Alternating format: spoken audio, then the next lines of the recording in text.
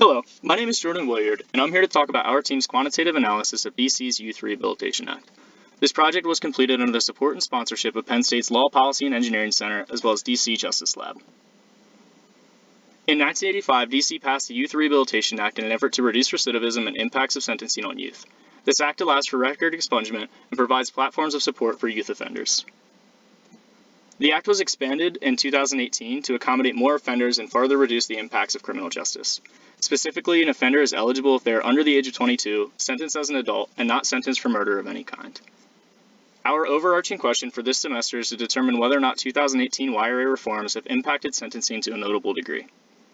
In order to answer this question, we use two main data sources: the 2018 Voluntary Sentencing Guidelines Manual and data from Open Data DC.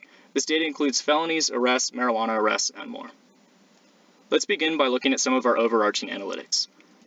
When viewing sentence lengths by race, we see overarching decreases across all racial groups. Similar decreasing trends are observed when looking at sentence amounts by race. That being said, it's important to note the high degree of racial disparity that does exist within DC's criminal justice system. In 2014, DC legalized marijuana. A subsequent 88% decrease in marijuana arrests was observed the following year. Next, we'll look at specific impacts of 2018 reform. In order to complete this analysis, we first created subsets of felonies in which all offenders were YRA eligible. These graphs depict the proportion of felony types committed before and after 2018 reforms. The proportion of weapon felonies increased from 22 to 37% after reform to a notable degree. The proportion of sex felonies also increased, although not to a notable degree.